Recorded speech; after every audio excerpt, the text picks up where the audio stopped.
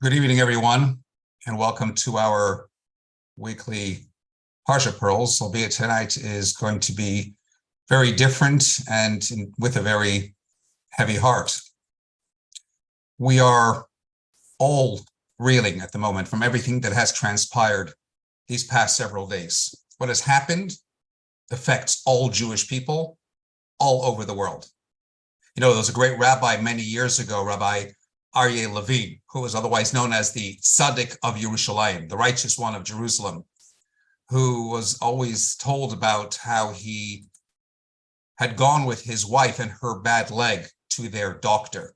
And he said, "Doctor, my wife's leg is hurting us." And that's the reality of our current situation as well. The reality of our situation is that at the moment, what is happening in Israel is hurting every single one of us, without exception. Jewish people all over the world. But we say, Mi ka'amcha Yisrael, who is like your nation Israel? I don't know if there are citizens of any other nation, former soldiers who, when knowing that their country is in peril, is under threat, would drop what they are doing, wherever they may be found, and look to return immediately to their homeland. But, you know, heroism comes in varied shapes and forms. And beyond the realm of the soldiers, there were also the innocent men and women and children going about their daily lives, living the dream that is Israel, when suddenly the treacherous arm of terror reached out and plucked them from this world, denying them their dream and creating a nightmare for their loved ones. They are heroes no less. And to be sure, they died al kiddush Hashem. They died because they were Jews. They died because they were simply Jews wanting to live in the Jewish homeland. It was a hot summer day in 2002 when we were enjoying ourselves as a family on the beach in Tel Aviv. And I still remember this, just after 5 p.m., when we suddenly realized that our younger son, Mendy, then only 7 years old, went missing. And we split up, Hani and I, walking in different directions up and down the beach. The matzil, the lifeguard, was no longer on duty. Time stood still, and what was only minutes seemed like an eternity. I dare admit at one point I stopped looking along the sand and I started looking towards the water. And then out of nowhere, a man emerges holding Mendy's hand. My son had wandered off a fair distance, but thankfully had the sense to walk into an ice cream kiosk and tell the man that he was lost. And the man in turn closed his shop, notwithstanding whatever business he would be losing, and proceeded to walk our son up and down the beach until he would recognize his parents. And of course, I thanked the man profusely. I couldn't thank him enough. But it's what he said next that I would always remember. He looked at me and he said, "It's okay. I'm a father. I understand." When we think about the events of these past days, they all had fathers and mothers, brothers and sisters, sons or daughters left bereft. They died simply, again, because they lived in the land of Israel. And we say, I'm a father, I'm a mother, I'm whatever family member, I understand. If after we endured the ineffable events of the Holocaust and brave men and women, notwithstanding the trauma endured, and made it their life's mission to rebuild once more, we ought to marvel at the way they turned a desert into a land that literally flows with milk and honey. They were the ones who created a place that every Jew everywhere can call home, thus ensuring never again. But alas, such commitment comes at a price. You know, the Hebrew language has two words for strength, koach and gevurah. Koach is the strength you need to win a war. Gevurah is the courage you need to make peace. Israel has shown both kinds of strength and made huge sacrifices in doing so. And there will always be those who cannot accept, always be those who will harbor the hate no matter, always be those who exist just to try to ensure that we don't exist. And so even as we have our homeland and we have our state and we have our Medina, we pay a heavy price in the process. We think back to so many wars, so much terror, so many lives lost. But true to our Jewish character, we always pick ourselves up and we march on resolutely, not because, and I stress this, not because we are oblivious to the plight of those who suffer and those who tragically died, but precisely because we owe it to them. We owe it to their families. We owe it to their memory. So with that in mind, I want to focus briefly on 3 key points. Some of this might sound a little bit of an overlap from a very different context that I shared this in recently. Rabbi Yekusiel Halberstam, also known as the Sons Klosenberger Rebbe, survived the extermination camps. He lost his wife, he lost his 11 children, and he lost most of his actual Hasidic movement. And during those horrific years, he made a commitment that if he survived, he would dedicate his life to saving life. Miraculously, Rabbi Halberstam survived and committed to fulfilling his promise. He built the Laniado Hospital in Netanya, Israel. Single-handedly did what he could to raise all the monies to ensure that the Laniado Hospital would be built, where people of all backgrounds are treated in utmost dignity. He also rebuilt his Hasidic community in America, in Israel, founded neighborhoods in Jerusalem and famously in Netanya. In 1947, he married his second wife. They're blessed with 5 daughters, 2 sons, who continue now to lead the movement. Rabbi Halberstam taught volumes on divine faith and courage, humility and grace, meaning and purpose. These are 3 key teachings of his, which I'd like to focus on briefly, very briefly here tonight. Number 1, the question of why. The question of why is not a question that we could actually answer. Or as he put it, if I wanted God to answer all of my questions about my personal tragedies, I'm sure he'd invite me to the heavens and give me answers to all of the questions I have, but I prefer to remain here on earth with my questions, choose life, and rebuild this world with all my might. We don't know the why of the continued torment and the pain and the suffering. We don't understand the why of constant world condemnation when all we're looking to do is simply defend ourselves. But we choose life and we continue to build nonetheless. There are those on the front lines right now, but we are all on the front lines together with them. There are those in the tank division and those in the Marine division and those in the special ops division. We have to also enlist.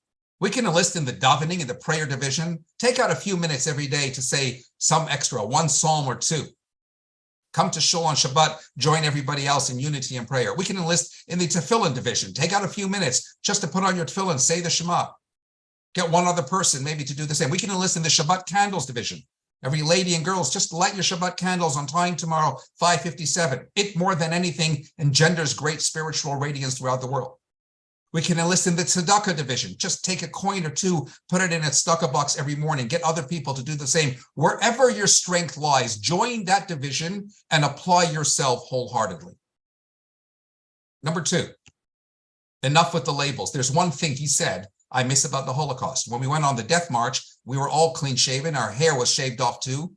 We marched side by side. No one knew the label of one person or the other. No one knew if I was a Hasidic Rebbe. No one knew if this person was observant, not observant, yes, religious, not religious. We all just held our arms around each other and tried to keep one another warm.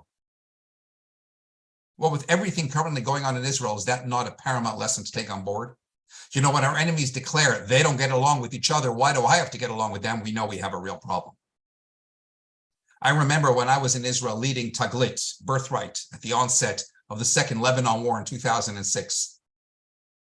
So we were confined to the south, and I was in a taxi in Eilat. The driver turned to me and he said, Nasrallah hu asa mitzvah. Nasrallah is doing a mitzvah. I looked at him. Why on earth would you consider the head of Hezbollah is doing a mitzvah? To which he explained, because of his war, we're all united together. Isn't that where our problem really lies?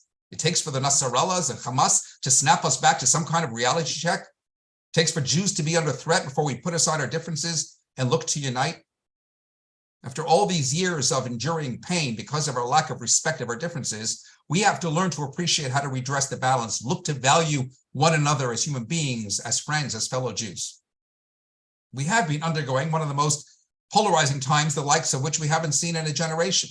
There's hardly a single major issue in current events, whether on the social, political, economic, foreign, and domestic front, that isn't laced with some form of controversy, that doesn't risk raising someone's wrath. But like I said on Kol Nidre night, as Jews, we have to seek to find ways to rise above it. As brothers and sisters, we have to learn to love each other, or at the very least, tolerate one another. above whatever the politics, whatever external issues that interfere with the essential bond that unites us. And I'm going to repeat that little story that I told on Yom Kippur night, that video that went viral about a young man standing in front of a shopping mall in Israel, holding a smaller Israeli flag, conducting that social experiment, people passing, approaching them politely and saying, I have a question, the Judicial Reform Initiative, are you for or against? And if a person answered, Ani ba'ad, I am for it, he would say, Ani neged, I'm against. And if someone responded, Ani neged, I'm against, he said, Ani ba'ad, I'm for it. He's always taking the opposite stance. But in every instance, he says to every person he stops and to whom he offered a contrary position, Efshar chibuk, can I get a hug? Every single person on that street, without exception, and there were quite a few over the many hours, answered, Betach, of course, and they embrace. And then he handed them a small bottle of wine and a little bag of chocolate. And he says, let there be unity amongst our people. One after the other, no matter which side of the explosive issue they were on, the response was a smile, some had tears, and most of them reached out for a second hug. And as angry and as vicious and as bitter as it may get, at the end of the day, we have to know who and what we are to each other, that we are family. We are what we are. We feel how we feel. We vote how we vote. But at the end of the day, we are Jews with a common history and a shared destiny. Beyond our politics, beyond our nationality, even beyond our observance or lack thereof, we are family. And the hard fact speaks for itself. We are deeply concerned about what's going on in Israel. Why? It affects us collectively and individually in a deep and personal way, even as we're some 3,500 miles away. Why? Because being Jewish is not something individual and personal. It's something collective and historical. Being Jewish means being part of this family. So with all the uncertainty and the unknown, with all the precariousness that surrounds us, we have to learn to remove whatever bad feelings from our heart, park our prejudices, be cognizant of who and what we are to each other.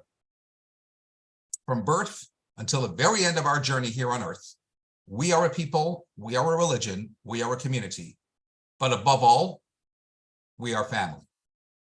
And that brings me to point number 3. What makes us chosen? When the Nazis invaded Romania, Luxembourg, Romania, they taunted Rabbi Halberstam in front of the town's Jews, and they said, tell us, Rabbi, do you believe that you are the chosen people? And very defiantly, Rabbi Halberstam replied and said, yes, of course, I believe we are the chosen people. Whereupon the Nazi officer took his rifle and smashed it into the rabbi's head, and then asked him again, do you still believe you are the chosen people? And once again, the rabbi nodded his head and said, yes, we are. And then the officer continued to beat the rabbi ferociously, repeating a question. You're lying here on the ground, beaten, humiliated in a pool of blood. What makes you think that you are the chosen people? And with conviction and determination, the rabbi replied, as long as we are not the ones people. And the paramount message in regard to this is that we have to all hold our heads high. We have to all understand and appreciate that this is not a time that we should hide being Jewish. I personally think it's wrong when schools are telling their kids that they should keep their yarmulkes in their pockets. I personally think it's wrong that some schools are actually closing tomorrow. Doing that, to my mind, is scoring an own goal. Now, I used to do some television with the BBC, and some time ago, I met a guy, his name is Charles. At the beginning of his career, he would always take off his yarmulke as soon as he pulled up to his office. And one day he met Sir Trevor McDonald, of all places, in the men's room. And they both used to arrive quite early. So Trevor McDonald turned to him and said to him, can I ask you a question? I see you always turning up early and you take your kippah off your head, even though I know you wear it all of the rest of the time. Do you mind if I ask you why you do that? And he went on to explain, I don't want to be different. I don't want to look different. I don't want to stand out. At which point Trevor turned to him and said, do you know I am the only, this is many years ago, remember, the only black person in this building, apart from the cleaner. How should that make me feel? So when I walk into a boardroom, I'm the only black man there. I immediately sense my difference. And then he looked at Charles. He pinched the black skin on his face and said, you see this? It's who I am. It doesn't wash off. Powerful words. The opportunists and the haters are going to rear their ugly heads yet again. They already have. And believe me, those heads are ugly, but not as ugly as the hate in their hearts.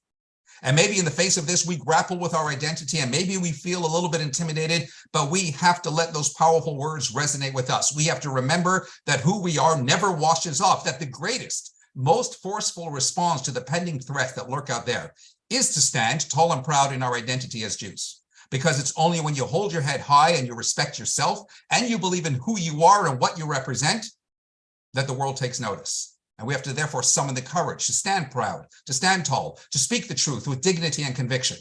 Because when we do, those who are honest enough in the world will listen. So they might wretchedly kidnap our boys and girls. They might tragically kill our brothers and sisters. They might pitifully attack us on the streets and we shed a tear and we cry and we lament. But they will never, ever break our spirit, not then and not now.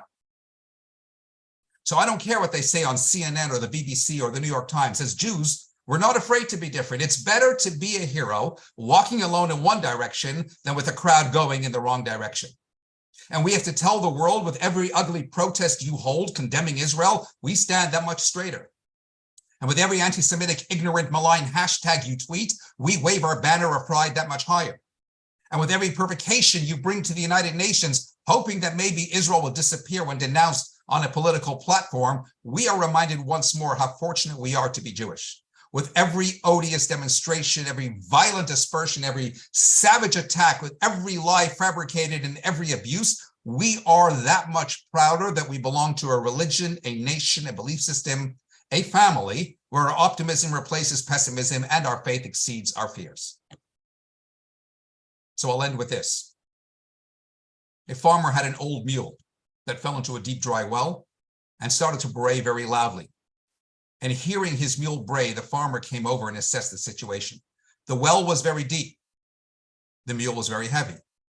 And he figured, you know what? I might as well summon all the other farmers from around and put the mule out of its misery, fill up the otherwise dry well, and effectively kill two birds in one stone. And that's what he proceeded to do. And all those farmers stood there and they proceeded to take their shovels, and shovelful of dirt after shovelful of dirt started to fall on the mule's back. And he became hysterical. But as the farmer and his neighbors continued shoveling and the dirt hit his back, suddenly a thought struck him. It occurred to him that every time a shovel load of dirt landed on his back, he could shake it off and step up. And that's what he did, blow after blow. Shake it off and step up. Shake it off and step up. He kept repeating that to himself to encourage himself. And no matter how painful the blows or how distressing the situation seemed, the old mule just kept right on shaking it off and stepping up. And it wasn't long before that old mule, battered and exhausted, stepped triumphantly over the wall of that well. Friends, that's the story of the Jewish people. That's the story of Israel, refusing to give in to panic, bitterness, or self-pity. We, the Jewish people, are a collective affirmation of life. Our existence and our achievements are a living testimony to one of Judaism's greatest messages to humankind, and that is the principled defeat of tragedy by the power of hope. And so we must put a message out there to the world, and even more so, perhaps, to the next generation, to our children, a message of pride, a message of dignity, a message that declares loudly, clearly, and unequivocally that Am Yisrael Chai, we the Jewish people, have, are, and will continue to live on in pride forevermore. I wish you all a Shabbat Shalom.